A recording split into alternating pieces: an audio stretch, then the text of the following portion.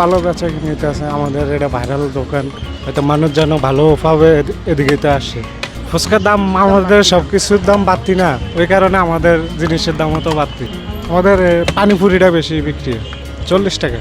ক্যাম্পাসের লোক, বাইরের লোক সবাই খায়, ভাইরাল দোকান, মেয়েরাও খায়, ছেলেরাও খায়, সব এক সময়।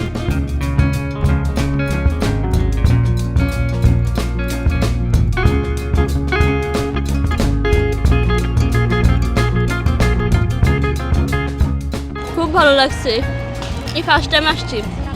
বড় চাষ হচ্ছে আমাকে একটা জিনিস ভালো হয়েছে, এটাই একটু বেশি বললে বলো লাগে না, বুঝছেন না।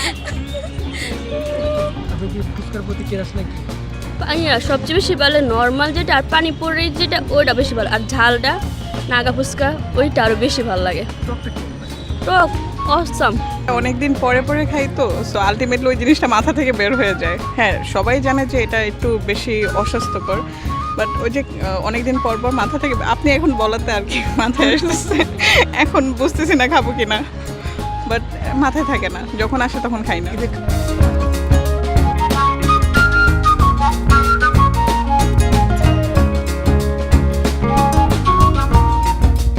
যদি ভালো লাগে তো অবশ্যই আমার এখানে আসবেন, শেয়ার করবেন, খাবেন। এই বটতলায় মাঠের কোনায় শরৎ উদ্যানে চেক করেন, আমার এখানে চেক করেন, যদি থাকে তো উপযুক্ত বিচার হবে, জরিমানা হবে। আমি 2বার গুডনি বানাই এবং সকালে একবার নিয়ে আসি 12টার দিকে, 3 ঘন্টা বিক্রি করি।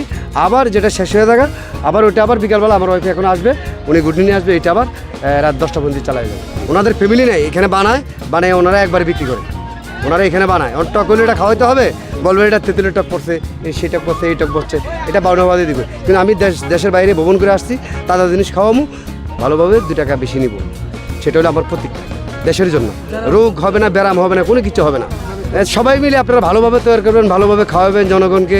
জনগণ আপ্যায়ন করে পানিপুরির উপরে আকর্ষণ হবে যে এটাই খাবো আমরা অন্য কিছুতে আমরা যাবে না, কারণ এটা খেলে আমাদের গরম কাটে এবং রোদের ভিতরে চলা যায় এবং বিভিন্ন আইটেম আমরা চলতে পারি, খাইতে পারি। ভালো জিনিস এইটা।